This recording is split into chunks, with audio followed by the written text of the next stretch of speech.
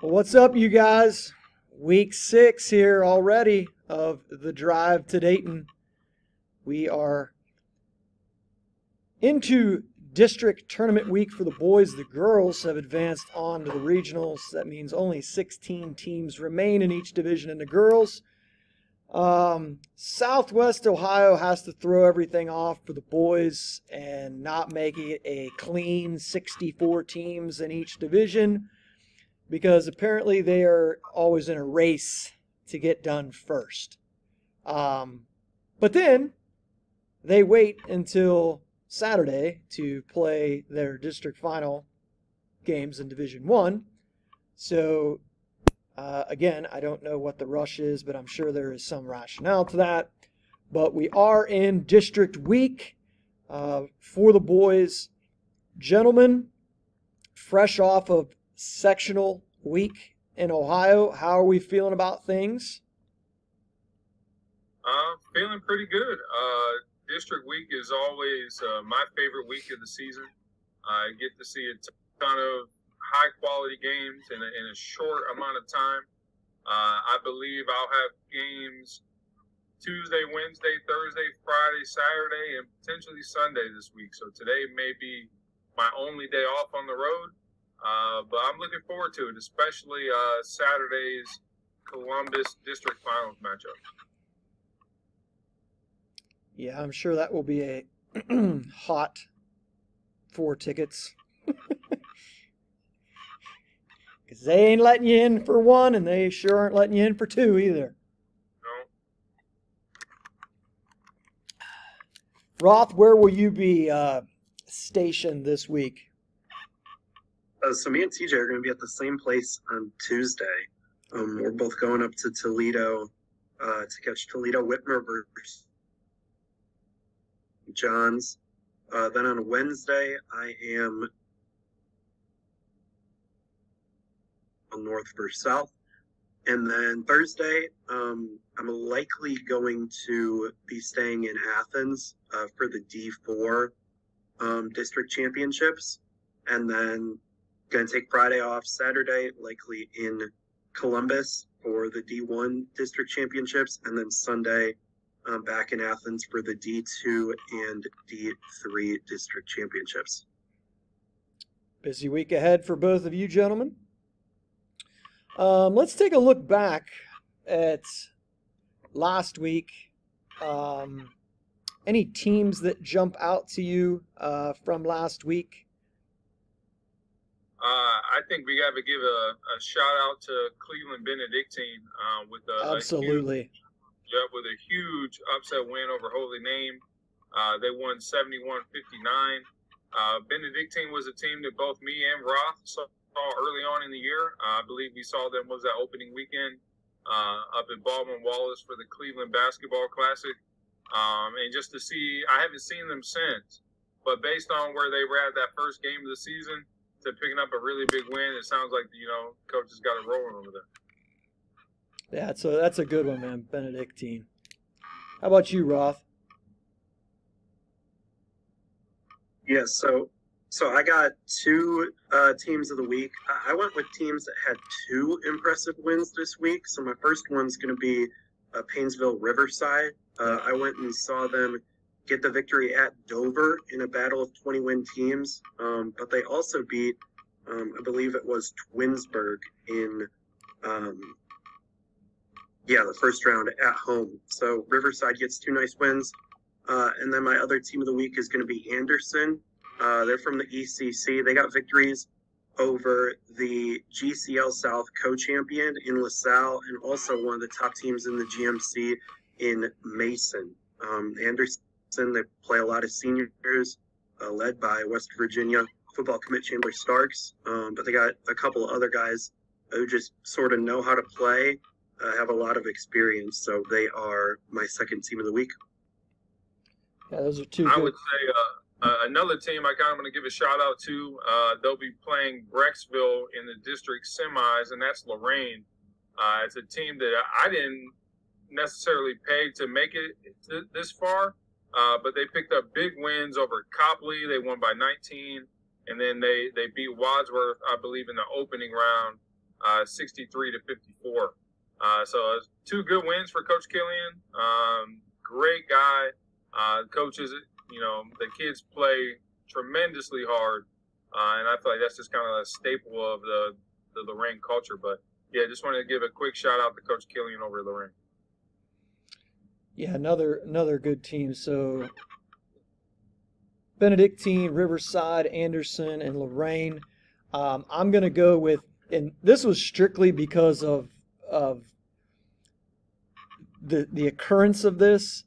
I'm going to go with the Caldwell Redskins. Their first sectional title in 19 years. Wow. Like, to me, that stat was mind-blowing considering, kind of the way things are now. Sometimes you get like a bye and you got to win one game to win the sectional, especially like now like with Division 4 in the East District, a lot of times there's an even amount of teams, so everybody's playing 2 games in the sectional. But still, 19 seasons without a sectional championship, especially considering, Beatty's been a starter for all 4 years there. But they got a really good performance from Tice DeVauld the other night. I think he had around like 28 points, and then Beatty had like 23 or 24. But they get out of the sectional for the first time in 19 years. So congratulations to Coach Clint Crane and the Redskins for doing that. How about that is kind of surprising, considering I believe Beatty had an older brother who was maybe a year or two older than him. That was his cousin. His cousin? Yeah. Okay, that makes sense. But I remember they were making a lot of noise. I believe Beatty might have been a freshman at that time. His cousin may have been a sophomore or junior. So, yeah, I'm kind of surprised by that. But, shout out to them.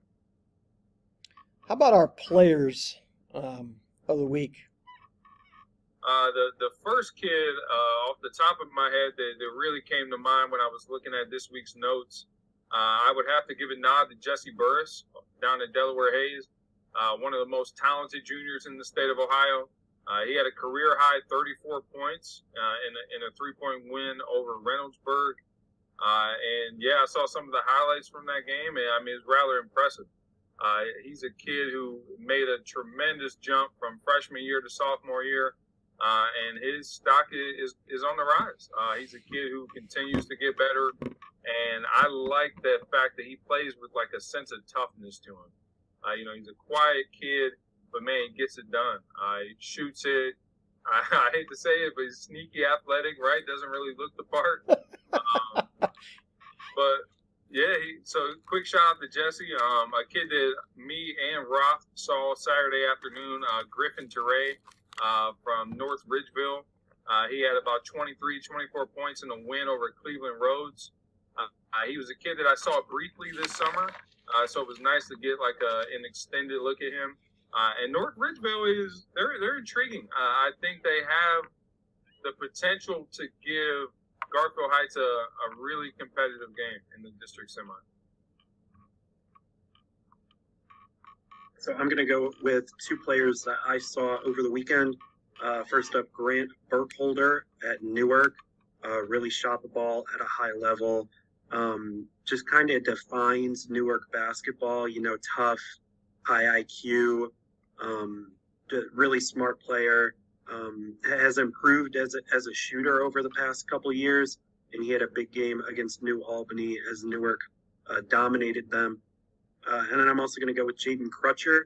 Elyria was clicking on all cylinders, shooting over 60% from the floor in their sectional championship win over Midview. Crutcher, I believe, only missed 2 shots.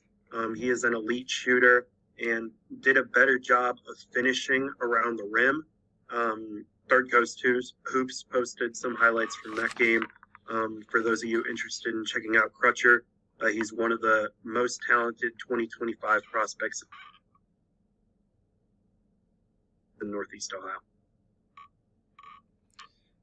Yeah, so for me, I did want to mention, I kind of forgot, I was unexpectedly showed up at Columbus Academy Saturday night, and they played Centerburg. I didn't really, a buddy called me and asked me if I wanted to go. I really had no clue what I was even looking at before going there. But Columbus Academy is a team to keep on your radar for the next 2 or 3 years. Almost every one of their guys are sophomores. They have a freshman named Jason Singleton, whose father played at Ohio State. He's the AD at Columbus Academy. So that is a team, they got a really good record this year. I think they've only lost a couple games. But their main guys are all sophomores, and then Singleton's a freshman. So they're a team to really look out for heading into the future. But my player of the week, and this is kind of a homer pick, is Tyson Pastor of St. Clairsville. He's a sophomore. He had 29 points in their sectional championship win. They'll be going to the district. Pastor is averaging, he's got to be close to 25 a game in the second half of the season.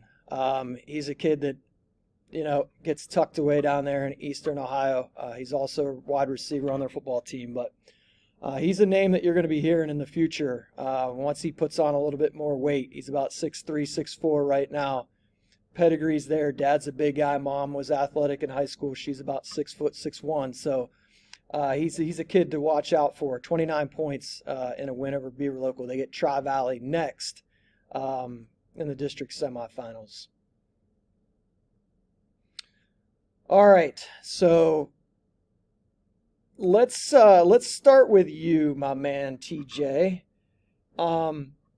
We kind of looked at some of the, in the teams of the week, but just to kind of put a bow on the sectional from last week, I'll give you Northeast Ohio. Is there anything that stood out to you last week from sectional play in Northeast Ohio?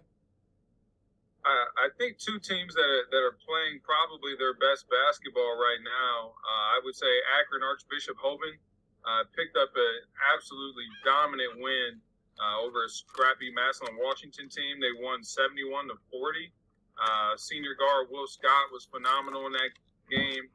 Junior Jonas Nichols is one of the better ISO scorers in Ohio. He had a big game as well. That's a team who is probably the favorite to win that Northeast 1 district in Division I. I think it can go kind of a plethora of ways. I think they have to beat Glen Oak, and then they would have to beat the winner of Menor and Nordonia. But that's a district to kind of keep an eye on. I think Hoban is playing really well. Walsh Jesuit, so they played North Canton Hoover later in the season. Couldn't have been much more than a month ago, and they lost, I believe, by 2 points. They turned around and they beat North Canton Hoover this time 62-37, and they're kind of heading on that trajectory. Looks like they're going to potentially play Akron St. Vincent St. Mary in the district final if Walsh can get past. I'm trying to think who they play. Walsh plays. Oh, it's escaping my mind. I know St. V plays Brush. Ross, do you remember who Walsh plays? I'm looking for it right now. Oh, that was Louisville. So yeah, that could actually be a pretty competitive game as well. But I think a potential Walsh St. V game in the district final could be one to watch. Walsh Jesuit actually beat St. V early on in the year. Trying to think what else. I thought Warren Howland taking Menor to the wire. I thought that was intriguing. I think Menor only won by 2 points, 72-70. Glen Oak and Lake faced off for a third time this year, which was probably, I would say, the best first-round game in Division I. I think you guys could probably correct me if I'm wrong. But both teams won on each other's home court during the regular season. Glen Oak played Lake at home, won 44-39. Junior Jalen McElroy was great, had a lot of big-time plays on the defensive end. He's a two-sport athlete who's seen some success playing football this year. So I think Glen Oak and Hoban in the semis is probably one of the better games to watch in Northeast Ohio. Now, TJ, looking forward to this week, do you have a top 4 or 5 list of games that you think are kind of a step above the rest? Yeah, absolutely. So I mentioned that Hoban Glen Oak rematch in the semis. Brush and St. V I think is an interesting one. They played in the regular season. I believe St. B handled them double digits. But L.A. Hayes, Kent State commit for St. B, has yet to play in a tournament game this postseason. So I'm not sure if he'll be back by Wednesday. But if he's not, that's a game to kind of keep an eye on. Brush has been, very much up and down this year, but they have a ton of talent. Marlon Barnes, Pittsburgh commit, Tyler Williams, 6'7", senior. They have a few underclassmen who have been playing pretty well later on in the season. I think Nordonia and Menor is one to keep an eye on. I think people have kind of penciled in Hoban and Menor in that district final, but I think Nordonia is a team that can kind of shake things up. Senior guard Landon Naylor, I think, went under the radar in Northeast Ohio. He's been kind of the catalyst for them. 5'11", strong, compact guard, plays with a high motor, makes the right basketball plays. A kid who's kind of been the straw that stirs the drink, as Kurt Stubbs would say. Yeah, that's about all I got as far as the district semis and potential district finals games.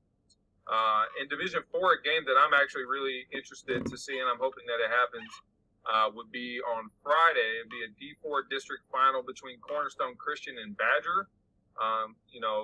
Assuming that both teams win, it'd be my first look at Turtle Kwasniak from Cornerstone, and Badger has a junior named Duncan Moy, who's one of the more athletic kids in the area. So that game could be a lot of fun. And another sneaky one in D2, and this will be the last game I mentioned, will be Lutheran West and Akron East. So Akron East is a team that's gotten wins over Akron Bookville this year. They've beaten Massillon Jackson this year. They've beaten Kent McKinley, I believe, this year. Kent McKinley won that game.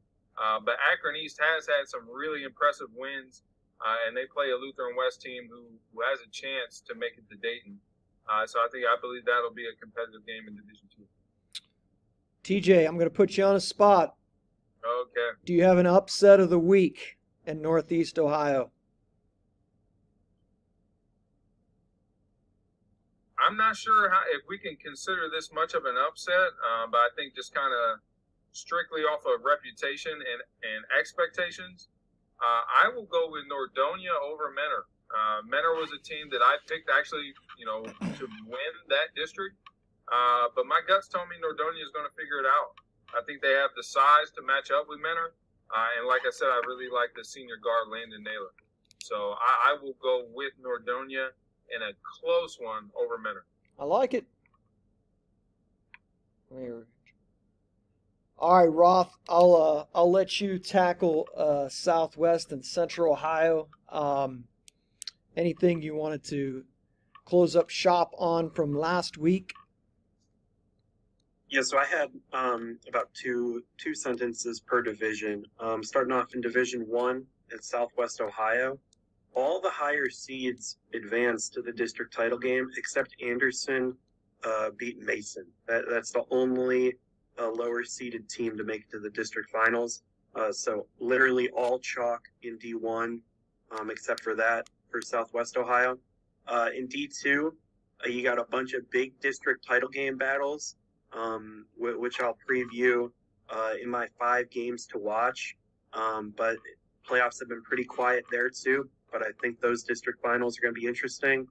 In D3, a game that TJ wanted all of us to know about, Preble Shawnee beats Versailles.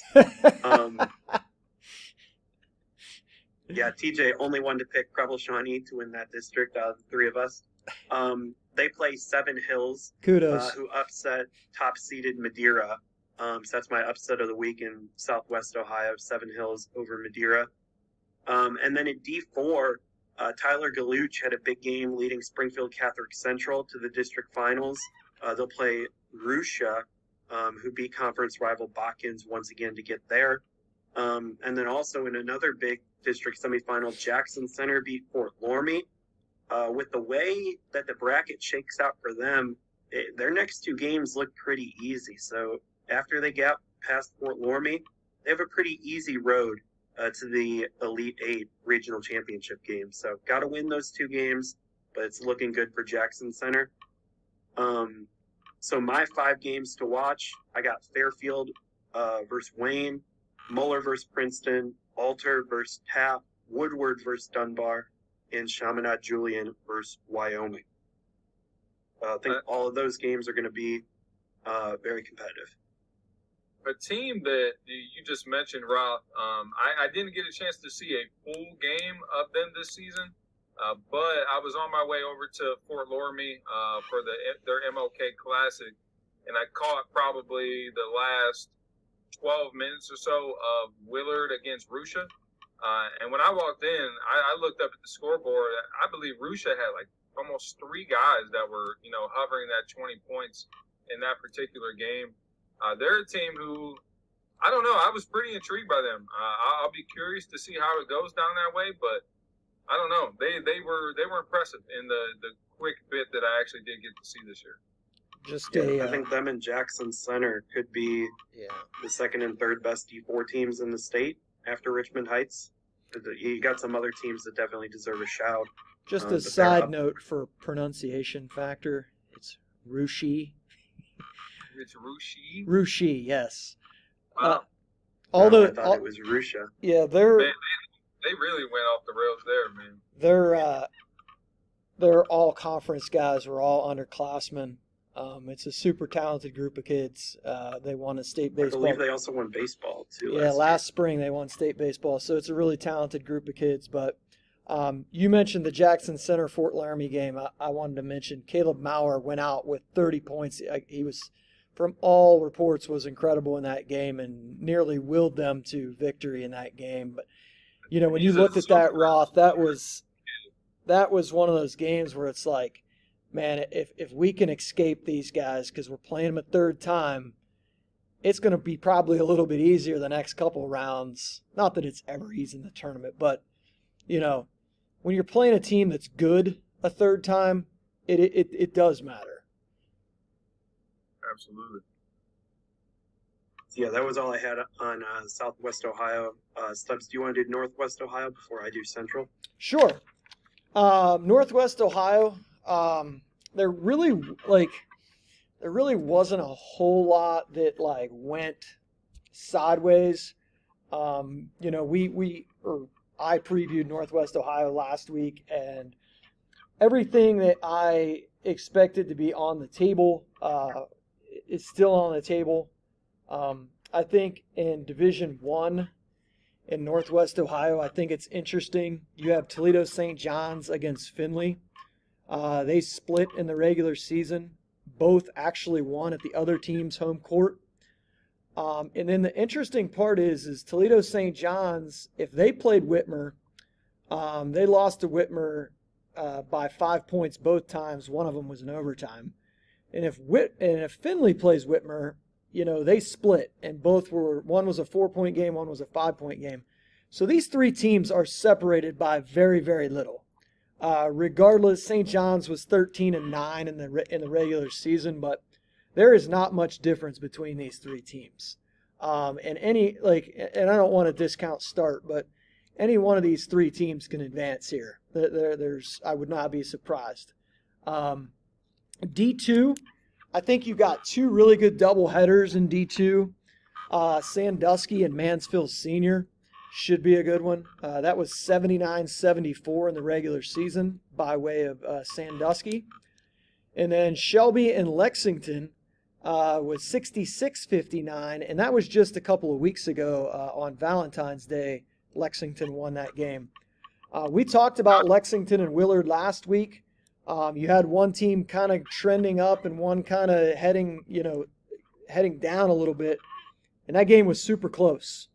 Yeah, I saw that. I want to say freshman Braden Fogle finished with 22 points in that game. Had a really big steal and dunk, I think, that kind of sealed it. Yep. Junior Max Dawson for Willard, I think he went off for nearly 30 points in the loss. He's a kid who has been one of the breakout juniors for me. I know he had a really good year last year as a sophomore as well. But considering who that kid has around him and the fact that they've been able to compete and really stay in games, I think that says a lot about him and the coaching over there. I'll actually be in attendance at Ashland on Thursday for that doubleheader. Yeah, Mad Max I'm looking forward to it. Mad Max is a really good player. I mean, he can score the ball. That's for sure. Yep. The other doubleheader that's might as well be the Western Buckeye League semifinals. You got St. Mary's and Van Wert. St. Mary's has won 14 straight games. Defiance and Lima Shawnees. Lima Shawnees is a team that's been playing really well lately. Defiance has beat all three of these teams in the regular season by 6, 7, and 8 points. So most of those games were early. So, I think we all picked St. Mary's here in this district. I believe so. Did St. Mary's winning streak, did that start with their game against Lexington? It was right around that time, yep. Because it's typical of a Hegemeyer team, like they figure things out and then, they start to play really well in the second half of the season. But Van Wert, St. Mary's, Defiance, I could see, and again, another district where I could see any of those three teams winning that. And then the other one in D2, Rossford and Wauseon. I was surprised. I didn't know. I guess I just didn't see this. Wauseon had beat them in the regular season by like 15. Wow. And the winner of that game will likely get Toledo Central Catholic, which could be interesting. Let's see. D3 Northwest Ohio. You could potentially end up with Emmanuel Christian against Wayne Trace. Emmanuel Christian plays Archbold. Wayne Trace gets Swanton. Swanton's had a really good season. I think they're like right around like 18-5 or something like that, 19-5. So I think that Wayne Trace Swanton game will be pretty good. Archbold's been about 500 this year, a little down for their standards. So I could see Emmanuel Christian definitely advancing here, but I think that Wayne Trace Swanton game will be pretty good. Potential district final game later this week, OG and Spencerville. Sign me up for that. That is a stub special right there. As the lights go out, I almost said Vegas, but we're in Pickerington. Lights going out in Stubbs' room is also a Stubbs special. One and the same. And then D4. D4, I would love to see a rematch of New Bremen and Marion Local. This would be the first and second place teams in the MAC. Marion Local won the first meeting by 10 back on January 13th. And then one I'm really looking forward to is the potential of Calida against either Convoy, Crestview, or Dayton or Delphi St. John's. Calida has won 13 straight games. Ironically, though, they did lose to both of these teams. They lost to Convoy by 4 and Delphi St. John's by 5. So both close games. I'd be really interested to see a district final with Calida and one of those two teams to see if Calida could get them this time around. So I think that Division III regional in Northwest Ohio is I think it's going to be pretty fun. It should be. It should be. And you look at Ottawa Glendorf, obviously Toledo Emmanuel Christian considered to be one of the favorites up there as well. Mm-hmm. But another team that I think is sneaky is Cardinal Stridge. Yeah. With their length and their athleticism, they've had some really big wins this year. I believe they beat Emmanuel Christian during the regular season. Yeah, it was the only team in their league that beat them this year. So I'm going to be very, very interested to see how that turns out. And I actually might, depending on the matchups, I might make a trip to BG for that. Preston Norway, the favorite in the Northeast District, that goes out there as well. Yep. Roth, how about the Central Ohio? So similar to North or Southwest Ohio, D1, very chalk. Hilliard-Davidson, the only team seeded higher than 18th that's still alive. So 16 teams left, and 15 out of the 16 are 18 seeds or better. Hilliard-Davidson beat 14th seed Westerville Central in double overtime. That was my upset of the week. in the Central region. Then in D2, Eastmore got a big win over Bishop Hartley. They'll play Bexley. And the winner of that game will likely take on Bishop Reedy in the district title game. D3, Worthington Christian was pushed by West Jefferson. They only won by 3 points, 47-44. And then D4, speaking of 47 points, Wellington freshman Jaden Scholes scored 47 points to grab Wellington's first win of the season, 82-58 in round 1. So they'll face Newark Catholic on Tuesday. So that's a pretty big time performance by a freshman.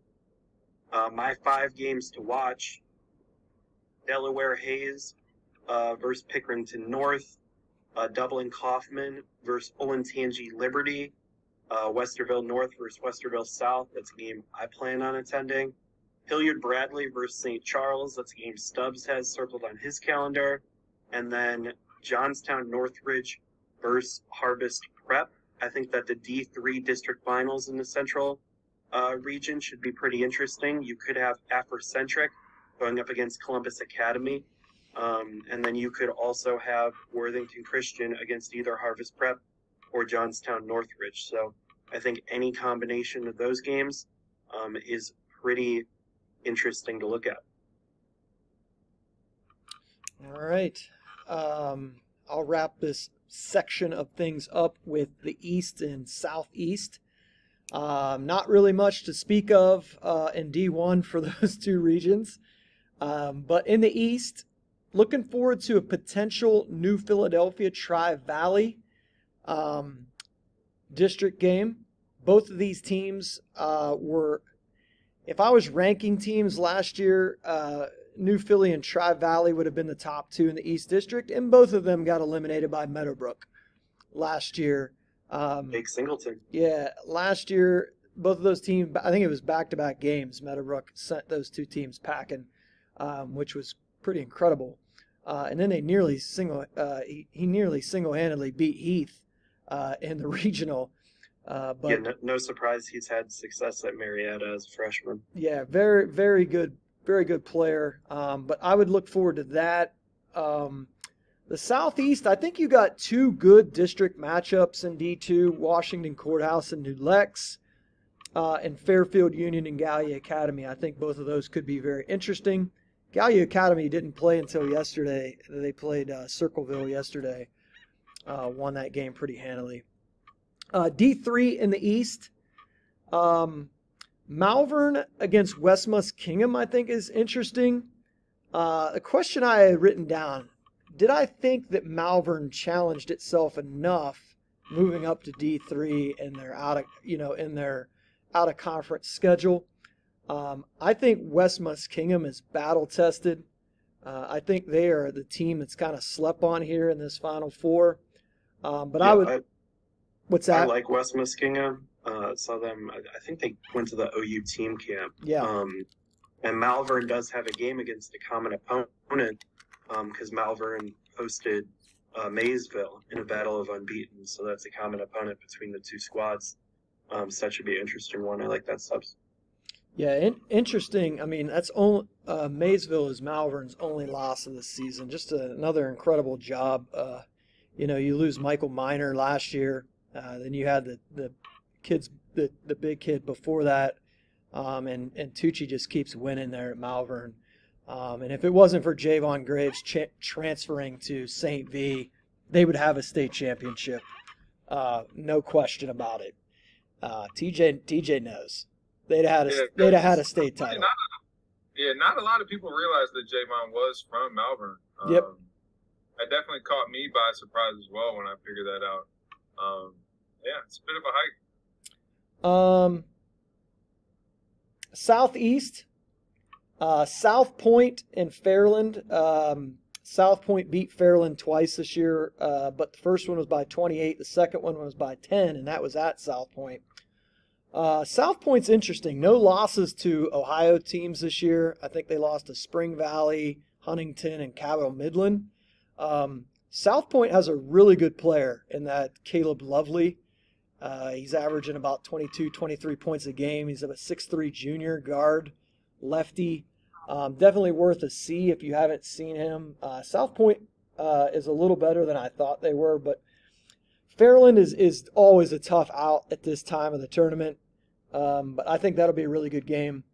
And then a potential Minford-Lucasville Valley game. Valley lost to Minford by 4 and 5 points this year in their 2 meetings. And that is Stubbs' upset special of the week. I'm going to take Lucasville Valley to upend Mike Ross Minford squad. Well, they got to get by North Adams in a battle between two of the most talented 2024 kids in Southeast Ohio, Branson Copas and Jace Copley. So tough game for Lucasville Valley to get there, but if they do, I plan on being in attendance on Sunday for the potential third battle between Minford and Lucasville Valley. And then we got the D4 East District and the D4 South East District, but we're going to take a break real quick, and I'll finish that up, and then we'll get to some buy or sell.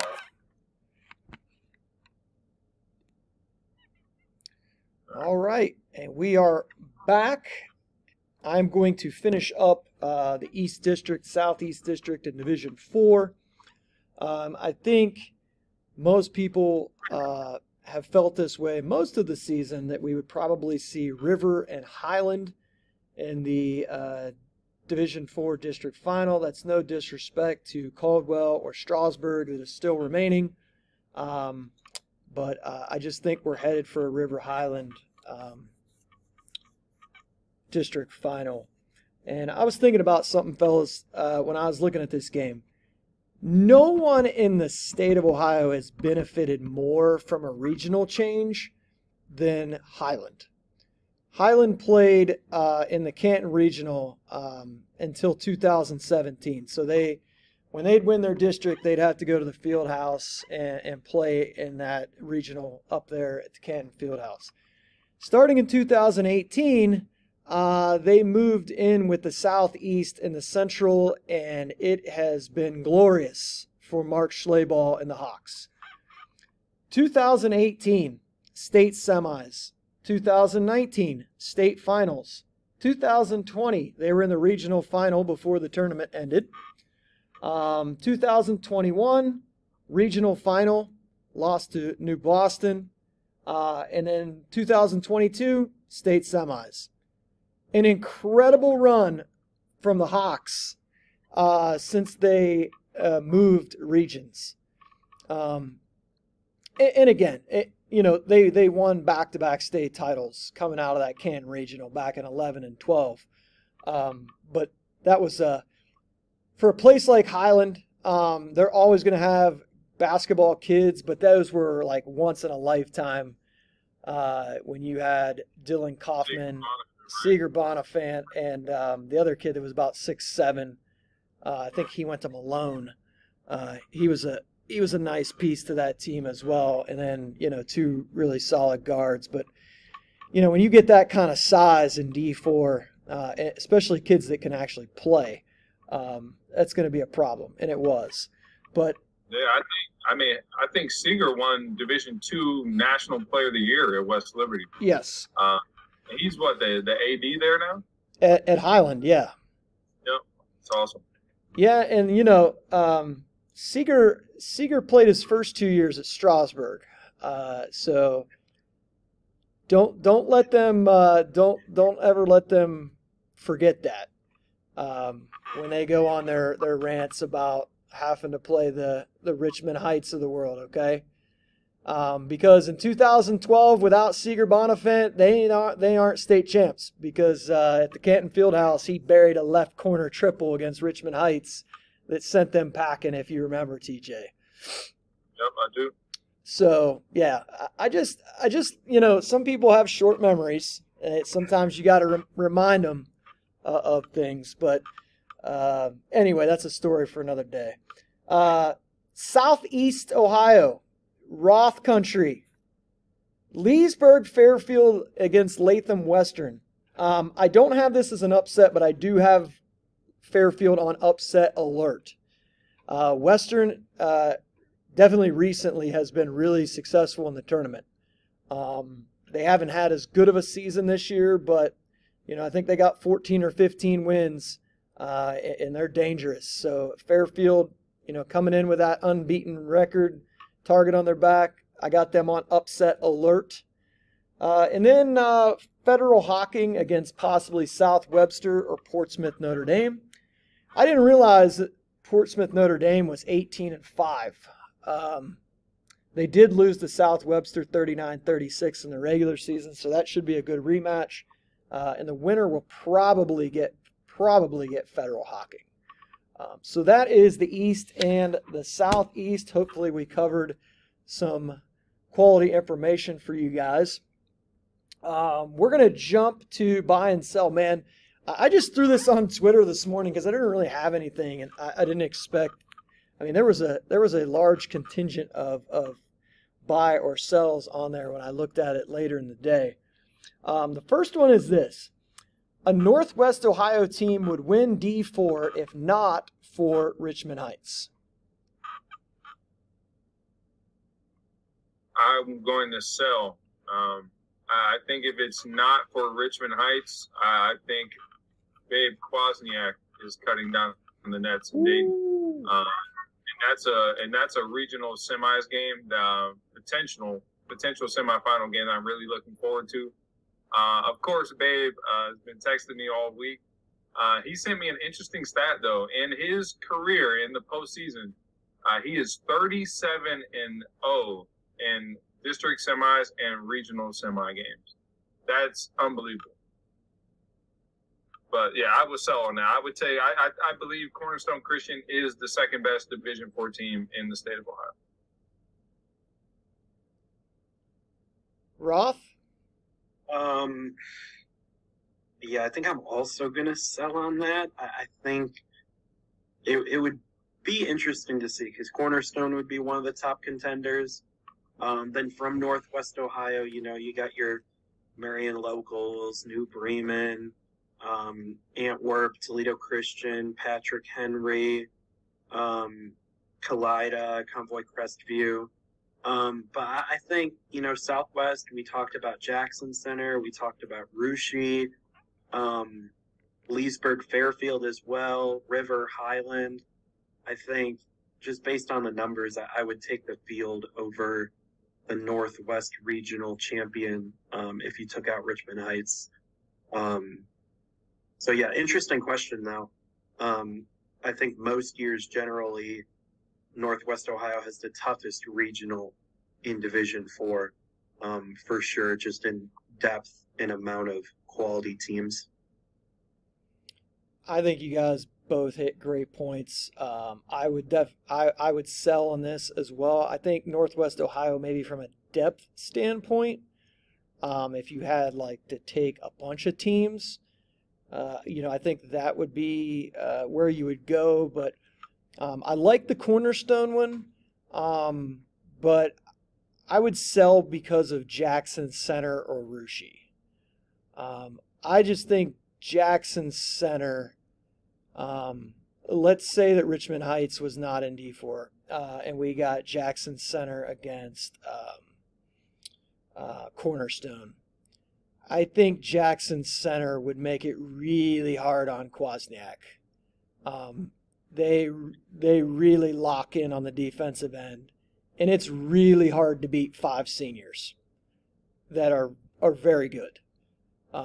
3 of those guys are first or second team all-conference guys and are in a really good league.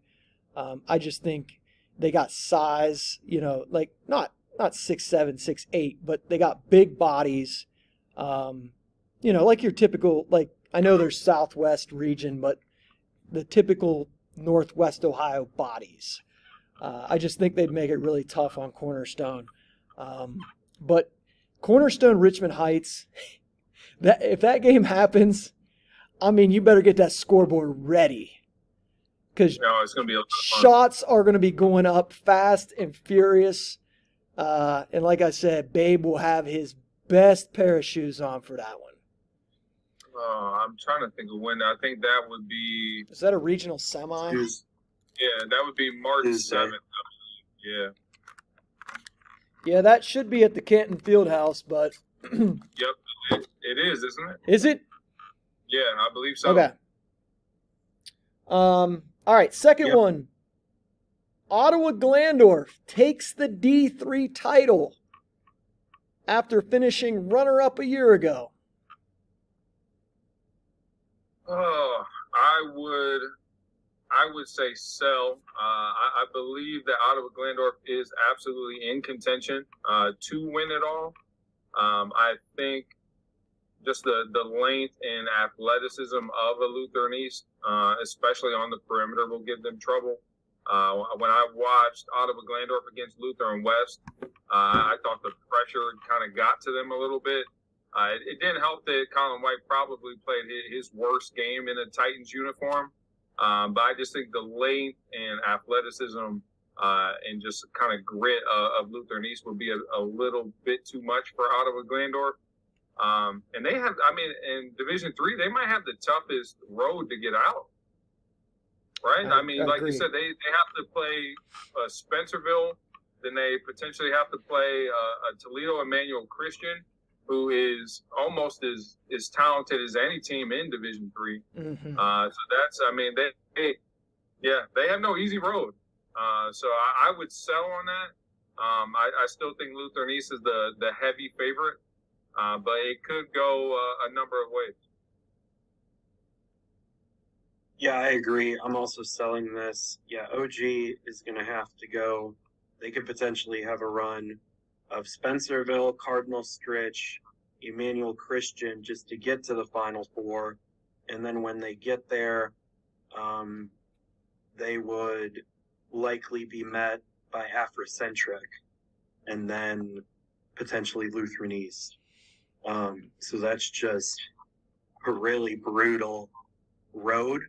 That's gauntlet. Yeah, if they win a state title, they will have earned that trophy.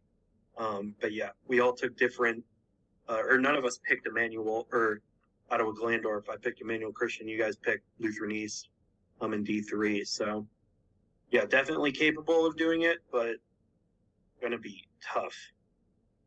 Yeah, I think it's a seller's market here right now. I really love Colin White. I think he's if not one of the most competitive guys in Ohio. He seems to rise to the occasion in these type of, win or go home type games. I still remember last year when he threw that dunk down against Taft, looking down, and TJ was like, "What?" Yeah, and they played a classic with Afrocentric last year in the semifinal. That game certainly could have went Afrocentric's way. I just think, it's going to be really tough. They got a tough road, like you guys said, and then, you get there and you're probably going to have to beat a combination of Lutheran East and Afrocentric to win it. And that's not going to be an easy task. So the odds are against them, but they're certainly one of the teams that can win it. Hey, Stubbs, gun to your head, give me 2 or 3 state tournament games from the last 5 or so years that kind of immediately come to your mind. Well, there's a couple for me. Well, one, for obvious reasons, was the closer last year, Central and Centerville. I think it had everything.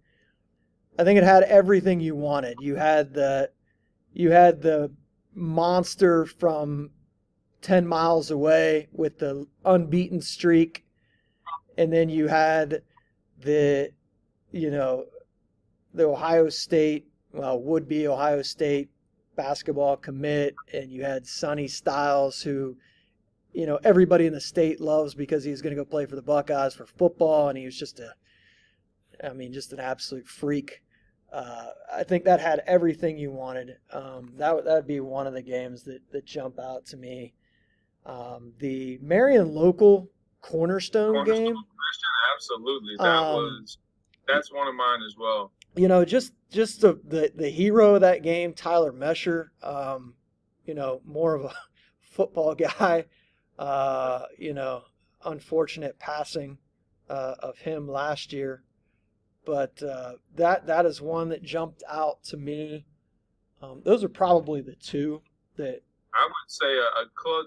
That's probably my top two as well. I would say a very, very close third is a game I believe all three of us were in attendance for, and that was that Trotwood Madison Columbus South game. Oh, yeah, fantastic. That was about as exciting as a non-Division I game as I've seen. Yeah, that was fantastic. So that would be my top three games I believe I've seen and down at the Final Four in the last, since I've been going, which I believe, like, as a member of the media was 2016. Yeah, do you guys happen to remember the this is just a random moment from a random game. It was Sheridan against Columbus South in the semifinal. I wasn't there. I know what you're talking about. And I'm trying to remember, a guy made a shot from laying on the floor. Yeah, he was sitting. He was sitting down and made a shot. He was in the corner, right? Yeah. And I was like, that's incredible. But it's like something out of a Disney movie. Yeah. Like, this is a play that you just wouldn't expect to ever happen in a real game. But you mentioned that South Trotwood game. That's one of those games you wish you could have run back like 10 times. It was just fun. Like, it was just a fun, like, basketball game. Like, guys are getting up and down the court, scoring. It was just fun. It was a really fun basketball game. And Rocky finally got his trophy after Drew left to go to D1 that year, I believe. So, all right. This one, I don't know. Boys basketball tourney will be in Dayton for the next 10 years. Man, I don't even know what's going to happen in the next 10 days. I mean, I would sell just solely off the fact that the 10 years is a long time. Yeah. I believe the contract is through this year and next year. If I'm not mistaken, I believe it was a 4-year deal. So I do think it will probably get renewed, just based off of what I've heard about Ohio State. And based on what I was told, Ohio State kind of looked at the state tournament almost like an inconvenience, like just wasn't much of a return on their investment. So I do think it will be in Dayton for at least another 5 to 6 years. But I think after that, like you said, who knows? Yeah, Ohio State's definitely hurting for money. I'll say bye, because nobody's going to come back in 8 years to tell me I'm wrong. Speaking of UD Arena, though, I will say this. I think as far as just a pure basketball standpoint, I love UD Arena. I think that the Schottenstein, the shot was almost too big. Unless you got a OJ Mayo type of guy. I mean, it's very, very tough to really pack that thing and get a good environment. Whereas I thought that Pick Central Centerville game, I thought that was a lot of fun, and it felt just like more of a high intensity basketball game. I feel like the shot at times could almost feel like a funeral. It was just too big. But I will say that the fact that the UD Arena, that it sits on an island, you have to drive to the arena, then you have to drive out of the arena, try and find somewhere to go, and then come back. Whereas, the shot, everything was kind of more walkable. You could go to the varsity club, you could go here, you could go there, then come back to the games. I think from a fan standpoint, I think that's kind of the major difference based on what a lot of friends and colleagues have kind of brought up to me in terms of the tournament weekend. No bias here. But if you want walkable in a 10,000 seat arena, there's this guy. There's a convocation center in Athens that is walkable to many bars and restaurants. So all I hear is TJ says there's a lot of positives for everybody to come to Athens, Ohio for the state championship games. Good luck. Yeah, good luck with the parking. I mean, we'll see how it goes for the Columbus D1 regional final. I'm expecting rave reviews. Yeah, I'm looking forward to that, actually. So Athens, that's about what, like an hour and a half drive, right? For if you're going from downtown Columbus to Athens, it's about an hour and a half drive, right? No. Yeah, hour 15, well, I mean, hour, it depends hour on 20. where you're at. Like Right. where I'm at, like right off 33. I mean, I can probably get to Athens in 50 minutes. Especially Not as bad. with the bypass in Lancaster and the bypass in Nelsonville. That But then you got to look at Olentangy Orange or Olentangy Liberty, the Yep. second and third seed. It's an hour 35, hour 40 from there because they're 15, 20 miles north of Columbus. Yep. Well, that'll be Hayes, so they won't have to worry about that trip. Well, Hayes would be a pretty far trip as well. So Hayes is even further north, Stubbs. yeah, that's what I was saying. But you mentioned Orange. I think, speaking of Hayes, though, I think Hayes does have a legitimate chance to beat Big North. I think that you could see Delaware Hayes in the district finals. So. All right. This one came from our boy Matt Gould. I'm trying to see how he puts this. It says the weight statistics should carry by themselves for determining all Ohio and all district teams. So, yeah, this is a conversation I feel like me and Matt have about every year. My issue with the all-district and the all-Ohio teams, they're basically kind of one and the same, right? If you're not nominated for first team all-district, I believe you can't make any of the first three or either of the all-Ohio teams. Is that what you guys have heard as well? What was the last part there? So I believe if you're not voted as first team all-district, then you cannot be first or second team all-Ohio. I believe that is correct. So my biggest, I guess, kind of complaint as far as the way that selection process goes is I don't believe there's much of a criteria. I would love to be a part of those conversations, just to kind of hear some of the logic when guys get picked. But I think a lot of it does, unfortunately, have to do with points per game, and it shouldn't. Like I said, I was talking to Matt Gould earlier today. When you look at a kid averaging 20 points per game in the LEL, a very up-tempo, fast-paced conference, versus a kid averaging 20 a game in the OCC, those are two completely different 20 points per game. I don't think strength of schedule is very much factored into that conversation. The level of competition, I think, is something that's oftentimes overlooked as well. So I think there's just a lot of things that go into that quite frankly get overlooked. And I think another one of the issues is when they have these meetings, right, for the selection process. The guys, and this is no shade to anyone who works for the paper or for certain websites or anything, but those guys have a coverage area, right? If you work for the News Herald, or if you work for Cleveland.com, or if you work for the Akron Beacon Journal or the Canton Repository, you have a certain county or maybe two counties that you cover. So what happens is a lot of these writers come into these selection process and they just lobby for the kids that play in their area. Then it just becomes a debate between, oh, this guy is better than this guy. Well, you guys are debating kids that you've never seen in person. Right. Outside of maybe a huddle clip, you've never watched them. You're not familiar with the teams they play against. And I could go on and on about that whole process. But yeah, it's certainly flawed. And I think points per game is just kind of the easy way out for a lot of voters. Yeah, I think TJ brought up the two main points that I like.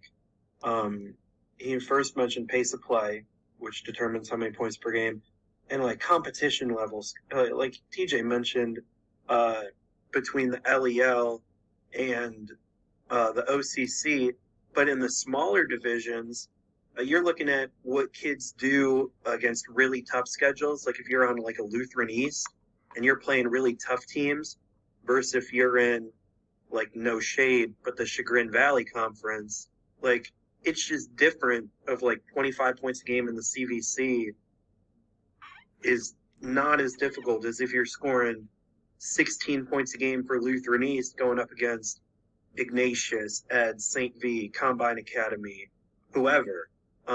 So yeah, I think that TJ brings up a bunch of good points there. And yeah, there's it's a tough process, but yeah, it's every year there's a couple selections where I think kids that don't score that many points per game get left way too low. A dude who wore the purple and white last year comes to mind.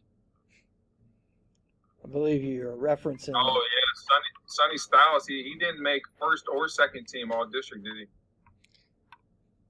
he? Yeah, I mean, it was something like that. I know he wasn't on first team. I don't remember if he missed second team. I don't think he was on I'm not sure he was on. I think he only made like the lowest All Ohio team. Like to me, that's unbelievable. I think Sonny Styles was arguably the most impactful player in Ohio last year. Just in terms of what he did defensively, how I think a very underrated aspect of his game was how well he passed it.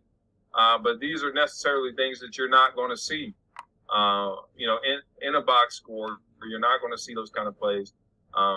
Yeah, it's a flawed system. I don't think there's a perfect solution. It's just kind of me spitballing and going on a little rant. Yeah, I think the one thing that makes it difficult in high school, it's not like college where you can, go on ESPN.com or something and click on every single team and pull up, their shooting percentages and, every stat that you want. High school, geez, it's hard to even get accurate final scores on these teams. The rosters, let alone stats. Rosters, which is absolutely ridiculous in 2023 for that to be the case with the technology we have. And I would like to think at every school there is somebody competent enough to upload an accurate roster. I mean, and I'm not even asking for stats. I'm asking for accurate scores and an accurate roster. That's it. And my whole thing that when it comes to this conversation is if you look at every major conference in Southwest Ohio, they all have their own individual website. They all have box scores. They have season box scores. They have game box scores. They have wins, losses. They have stat leaders. They have full schedules for every team. I'm like, if Southwest Ohio can do this for a dozen or so conferences, I don't think there's any excuse as to why the rest of the state cannot follow suit. And I'll leave it at that. All right. Got a couple more here. This one says, does an easier path benefit teams in later rounds? Absolutely. I think at this point, if you're not battle tested by now, I think that's kind of by your own doing. But I would much rather have an easier road. I'd be happy if I'm Lutheran East. I'd be tying my shoes tight if I'm out of a Glandorf. It's kind of something we talked about earlier. But yeah, at this point, I think you would want an easier road, right? Like, I feel like that's the reason why you schedule the way that you do in the regular season, and you kind of go through that grind. That way, it can pay off in the postseason by having a easier path there. Yeah, TJ, I wish I could disagree with you and argue with you, but I can't. Yeah, that's fair. I don't think anyone's ever went into the postseason and said, "Hey, man, I want to play the toughest." Make it tough. Make it harder for me. Toughest teams I possibly can. What do we got here next? I'm guessing this is like event forecasting. Eventually, a minimum number of wins or some other sort of qualification will be required to play in postseason for hoops. Oh, I wish this was the case. So one thing that I've been doing on my website for the last couple of years is I have like a day-by-day schedule of all 4 divisions. And it's unbelievable. Each night how I have to go through and, type up all these final scores and search Twitter or Yappy or the OHSA bracket, whatever. But some of the scores that you see in the sectional semis and the sectional finals, I mean, it's unbelievable. I mean, there's a team, it was like 65-18 in the sectional final. Like, I'm sorry, but that shouldn't happen. There's very, very special cases, but the fact that you can just scroll through the results on my website and just see so many 30 to 40 point wins in those first 2 rounds, I think something's got to change, because at that point we're just kind of wasting our time. Yeah, I would not mind having like 8 teams per district. Like some districts have like 12 teams, others like have like 16, 17. I wouldn't mind if like the top 8, based on like coaches voting, Martin RPI, or a wins requirement. I wouldn't mind that at all. I agree. Couple things I would think of from the other side of it. One, you probably won't see this just because you can get rid of these teams in less than a week. And yeah, much different than football. So, and 2, one thing that you will probably see less of if that happened is aggressive scheduling. Because a lot of the mid-level teams are going to start scheduling for wins to get in the tournament instead of, in basketball, you kind of just can, schedule freely, not having to worry about not making the postseason. So those are just some other sides of the story to that. You could also require the top seeds to take a bye. So, like, teams like Pick Central, Olentangy Liberty, Westerville North, they all didn't take a bye, and they had like 2 of those really lopsided playoff games. Yeah. If you force those teams to take a bye, then the 2 teams that they beat would play each other in round 1. So you'd have 1 competitive game and then 1 blowout for the top seed instead of 2 blowouts for the top seed. Yes. That would be one way to make it a little more competitive. It's just to make the top seeds, you got to take a bye. Yeah, you get a Westland against West instead of Pick Central against both of those teams. I think that would make a lot of sense. OHSAA will add 1 to 2 more divisions for basketball, similar to football, within the next few years. I would sell, quite frankly, because I think the thought of the OHSA having to extend the tournament, the state tournament I would assume it would probably have to be 4 days then, right, instead of the 3 that it is now. And unfortunately, basketball is just not a high priority here in Ohio. I think outside of, the Dayton area and a lot of places in Northwest Ohio, I don't think there's enough of a following for basketball to justify the OHSAA kind of jumping through hoops to make things better and easier. And so I was talking to somebody out in Northwest Ohio, I forget who it was, but we were talking about just like the culture of Northwest Ohio and the culture of like that Dayton area versus the Central Ohio and Northeast Ohio, where I would say on a normal basis, right, Columbus, Cleveland, typically the 2 most talented teams or 2 most talented areas in Ohio. I would say, sometimes it cycles, whatever. But on average, those 2 regions to me are probably the most talented. And I think they have the least amount of casual basketball fanatics. And I think it's interesting when you look at Northwest Ohio and Dayton, 2 cities that are relatively close to Indiana. So it's like the closer you get to Indiana, it's like the more people start to care about basketball. And I thought that was a very kind of interesting correlation that I never really thought of before. Yeah, I think I proposed this a couple episodes ago, maybe making D1 a little smaller, and then conversely making D2, D3, and D4 a little bigger.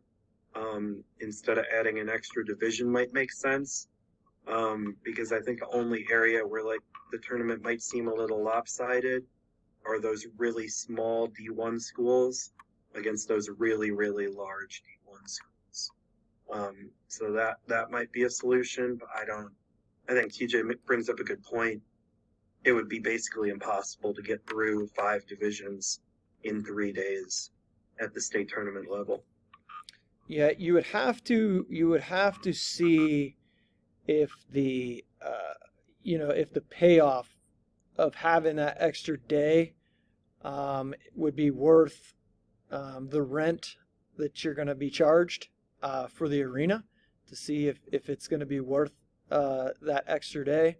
And if it's not, I think you have to probably to pass on that, because at the end of the day, it still costs money to run these things. And I think people around the state often forget, like, why don't they just have it back at Ohio State? Well, one, Ohio State charged them out of, the rent for that they were charging them was, ridiculous, especially for a university that's certainly not hurting for money.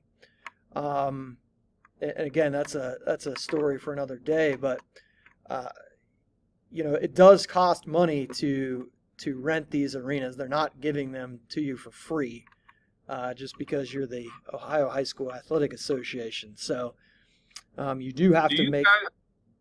What's that? Do you guys think that the OHSAA probably loses money running some of these other tournaments? Absolutely. And then they recoup it with the state football tournament? Absolutely.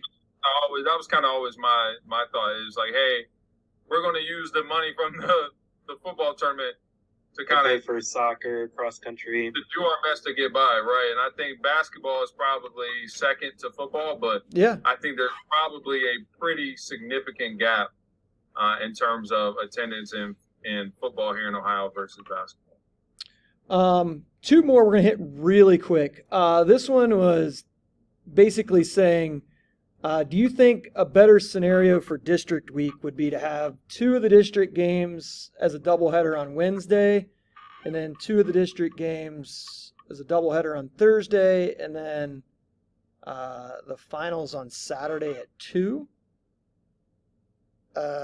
Wait. As far as Northeast Ohio goes, I mean, our district tournament is pretty disappointing in terms of the schedule. The fact that I think we have 6 district final games in Division I. They're all at 2:00.